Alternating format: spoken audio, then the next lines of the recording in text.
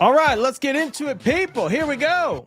All right, some of the things you need to know is that we are going to be going into a document that is pretty cool, pretty spicy, pretty interesting. Now, I want you to understand the full stretch of the Social Security program's existence. So, for example, 1935, Social Security Act was signed into law. 37, they started to add essentially, your dependents, the survivors, things like that. Then we get to kind of like 1940s, we get old age, survivor insurance that becomes payable. Then we get to the 50s, they add basically the additional domestic workers, self-employed farm workers, things like that to it. And then we get to 56, they add, which is the one mostly you guys use, which is Social Security disability insurance.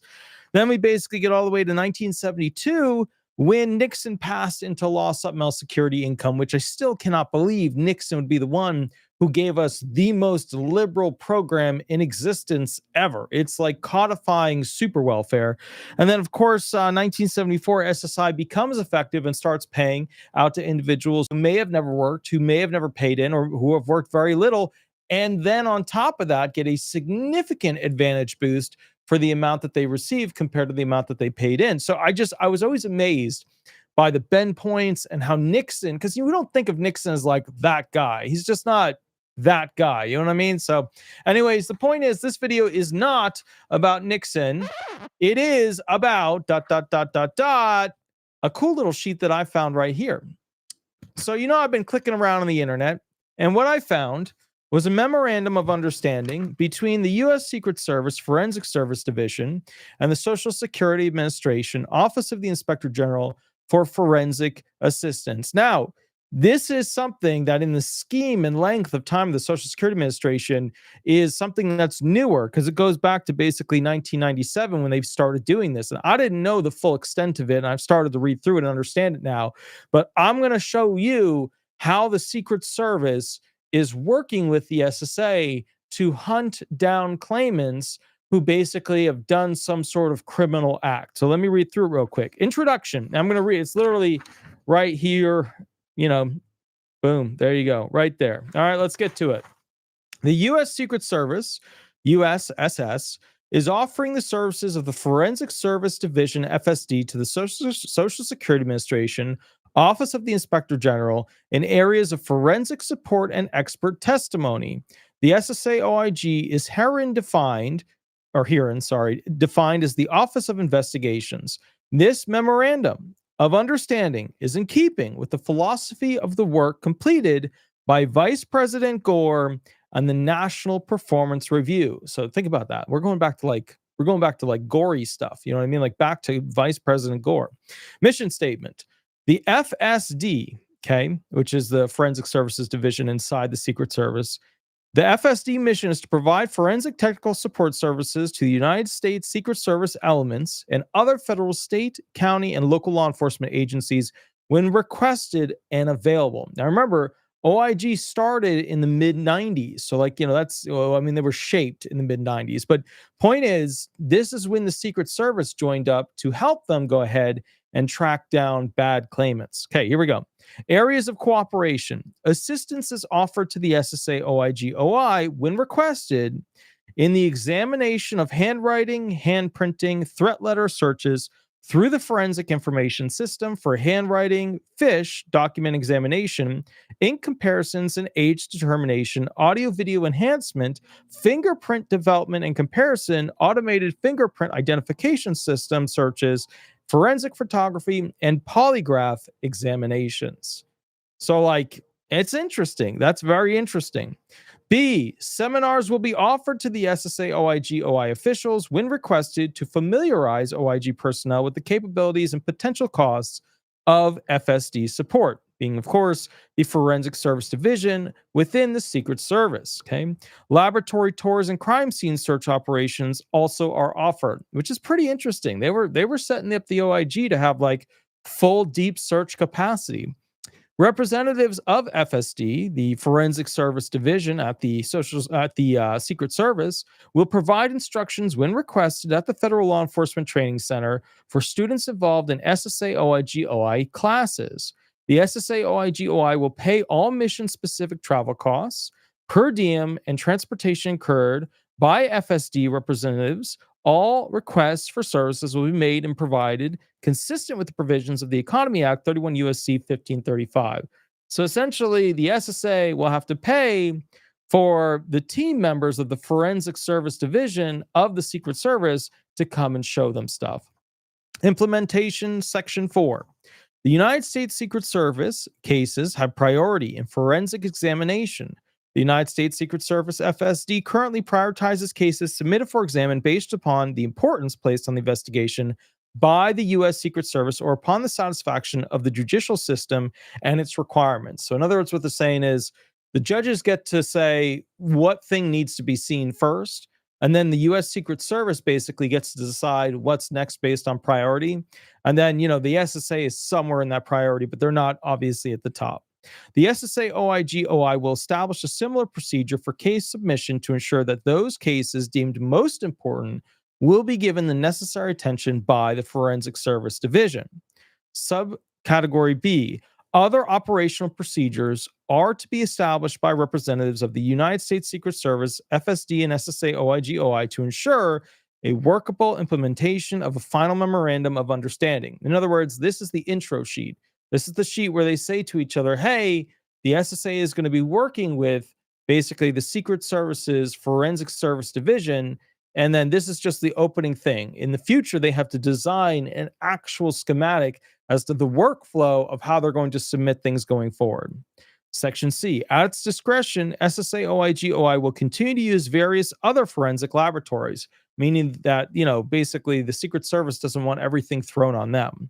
Administration, subsection A, a completed memorandum of understanding between the USSS, United States Secret Service, the FSD, the Forensic Service Division of the United States Secret Service, the SSA, Social Security Administration, OIG, Office of Inspector General, OI, which is basically your Office of Investigations, will be renewable annually upon agreement of both parties. So what they're saying is they agree to revisit this and potentially renew it every single year. And I'm guessing that's how it's been going because I couldn't find more documents on it, but I will be clicking around for more later. This was signed between Paul A. Hackenberry, he was the Assistant Director of the Office of Investigations of the U.S. Secret Service, and James G. Hughes, the Assistant Inspector General for Investigations under the U.S. Social Security Administration. They both signed it on different dates. Basically, the first signature was from the U.S. Social Security Administration on 129/97, which was James G. Hughes, and then on 2/11/97 was Paul A. Hackenberry. And this is the official agreement that was created between the Social Security Administration and the United States Secret Service when it comes to allowing the SSA to have forensic lab analysis allowance to go ahead and capture basically bad claimants. So very, very interesting. It does make me wonder if the SSA does have their own forensic lab at this point, because remember, this goes back to 97. So here are some of the questions I have. You let me know what some of your questions are, and I'll try and do an updated video on it. That way everybody's happy and rolling in the same direction. First question I have, does the SSA still have a relationship with the Secret Service?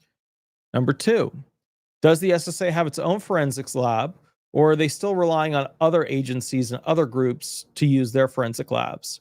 Number three, what type of forensic activity are they doing on Social Security claimants? So, like, let's say that you send in a form.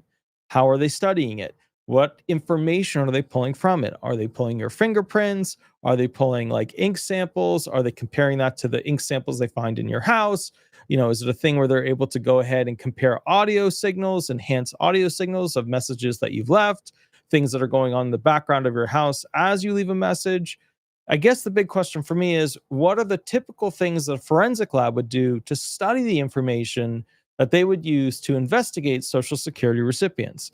And I think we should do a video on that because, as we continue to unpeel the onion on this stuff, it is very interesting. You do tend to see it more and more as Social Security recipients as this macrocosm of beings that the government is worried about. And I think that's a reason to be fair about, because at the end of the day, just to be clear on this, I think realistically, any group of people that costs the government this much, I know that most of these people paid for these things, you know what I mean? But It costs the government to administer the benefits and then cross-check and make sure they're doing the proper benefits and, do all these advertisements and yada yada. And I guess what I've come to the conclusion of is that I don't know if I would be so fast in the future to always give the government so much control over something. Because think about it, you without choice, your entire life, pay into a program that doesn't invest funds well and is now going bankrupt. And as a result of that, they're constantly investigating people because they're trying to catch fraudsters, people who are committing waste, all that kinds of stuff. And so I'd much, I think, rather have a private corporation that the government then has to oversee. Because from my perspective, when it comes to this whole situation, it's almost like the bad guy sometimes, or the scary guy, is not just the person committing fraud, but it's also a bit of the government kind of like doing that overreach, and it's an accepted overreach. Like, we accept that the government uses forensic labs to investigate us. Like, we accept that at this point. Did we vote on that? Did we vote to say this is okay? Like, we're going to pay all this money in and then allow them to go ahead and investigate us. Did we vote on that? No. No, we never voted on that. It's just we have to do it because we have to do it. It's the federal government. When it comes to rules on corporations like private entities, they can stack those things up. But when it comes to rules on the federal government, they're real quick to knock those things down. They're real quick to push them out of the way. And sometimes they just flat out don't follow them because, if they're doing like a black ops thing or, under the table, here's a donation, here's a paper bag with money. Every government does that stuff. Every government does that stuff. So I guess from my perspective, I just think it's one of those situations where I don't know. I don't know. Do you feel that the government should have the capacity, while investigating to see if you should receive your benefits, use forensic labs? I don't know. I feel like if they're not allowed to do it, then they're not going to catch the bad guys. And then, of course, they're going to have to investigate a lot of people that aren't actually bad people. It's a tough question. You let me know what your thoughts are. Rosa Soto kind of put it as the way I feel. I don't feel that there's really a choice anymore. I just don't feel that there's a choice anymore. Real quick, big thank you to Princess Diana. She's royalty with us with the $5 donation. That's absolutely awesome. No worries on the chat. And then she also did a $2 donation below, which is absolutely amazing. I super appreciate it, and putting a big heart on that as well. That's absolutely amazing. So, and keep in mind, a lot of these donations are basically going towards building, essentially, which is right over here, the live studio area. We're going to have halftime shows of people showcasing talent and stuff like that. All kinds of singers, guitar players, keyboard players, stuff like that. So we'll have something in between my videos to rock and roll. But just to finalize my thoughts on this document real quick, this document essentially is the combination contract between two parties to start having an agreement to use each other's services. And I guess the thing that bothers me about it is I don't know how, I just feel like there's no balancing force on the other side. Like, I, as an attorney that represent people, there's no like official forensic lab that is supposed to be just for the people. Like, like the government has forensic labs that are just government forensic labs. Whereas like when I have to go pay for a specialist or get information from a forensic lab, you know what I mean? Like when I have to go do that, it's a situation where, they have to remain neutral and this and that and blah, blah, blah. And yeah, we expect the government to do that, but now we know it's total BS. Like after all the stuff we saw that they did to Trump and now all the stuff that Trump's doing to them, like we can see, the law is whoever's in charge of it and what they want it to be, as to how they apply it. I mean, you're seeing also, there are some really bad judges out there. There's unfortunately murderers that are like going in for 12 months and coming right back out after clearly, intentionally, with cold blood going after and murdering somebody that shouldn't have been murdered. And it's terrible. So I think it's a very interesting situation. Oh, real quick, Interior Family True Crime did a 5 Social Security disability benefit video gift membership. They went to Love Pugs, Kay Sothy, Richard Hatley, Captain Caveman, Pale Rider. Thank you. I super appreciate it. I love seeing those memberships. That's absolutely amazing. One additional thought that I want to point out with this before we go to the next video. It is one of those things where we always suspect that the government is doing this stuff kind of like behind closed doors. And, the more we learn about it, the more that's released, the more that comes up on Freedom of Information Act stuff. I guess the thing that I would say is you would expect the government to be much better at catching the bad people, right? I mean, you would expect that because, like, to some degree, if they have all these tools and resources available to them, you would think that there would be a lot less fraud. Like, you wouldn't have needed Doge to come in and like find all this stuff. Not that they found tons of stuff, although in the Medicare field they found tons of stuff. But, like, they didn't find tons and tons of stuff in the SSDI, in the retirement area. They found a ton of IRS stuff. But I guess from my point, what I've kind of discovered in all of this is that at the end of the day, I just, the government is always listening. The government is always watching. The government is always everythinging. And I think it's good that we're talking about this stuff and you're learning about it, because the more you learn about the relationships between things like the Social Security Administration and the Secret Service and the Social Security Administration and forensic labs and what the forensic labs do with the documents you submit to them, with the audio calls you have with them, I think realistically, it gives you the power to shape your responses in a way that best directly results in you being able to access the benefits that most of you already paid for, which is weird. Like, I can't think of a lot of other groups inside. I can't think of more than 3, actually. I can't think of a lot of other groups right now. I'm sure if I took some time, I could, but that where you pay your entire life into it with the expectation that you will, no matter what, get it. However, they have the right to limit you and punish you so that you can't actually get it. So I think from that perspective, it's very, very interesting, and it's something to actually consider. All right, please remember, guys, this is a crucial thing. Hit the like button. If you don't hit the like button, then people will never see this video. They'll never know about the connection between the SSA and the forensic lab of the Secret Service. They'll just never know. And it's incredibly important that they do get to learn these things to be able to keep their benefits. Also, with that said, I do not do Medicare stuff. I just don't do it. It's not in my wheelhouse. With that said, if you need Medicare help, give a call to this group. They're free to call. They save a lot of people money. It's like $1,100 a year for the average person. They'll do a tune-up on your Medicare Advantage plan. They'll work with you and things like that. Give them a call. Also, the next video that we're going to be doing is essentially about what systems are going to be shutting down with the SSA and what systems are going to be staying open with the SSA as we continue to march forward with this government shutdown. Yes, there is a little snag in what's happening, because now we have some legal scholars saying, hey, look, you might not need to, ... You might not need to pay these employees at the government money while they're furloughed. And that's a problem, because keeping SSA employees around, especially after the massive firings and retirings, is a little rough because they don't have enough people as it is right now. Doge took way too much of a hacksaw to the SSA. And the way you're supposed to do it, although they weren't really doing that, is to invent the new systems, integrate the new systems, see what personnel are actively, proficiently using the systems, and then exit the staff that aren't, offboard them.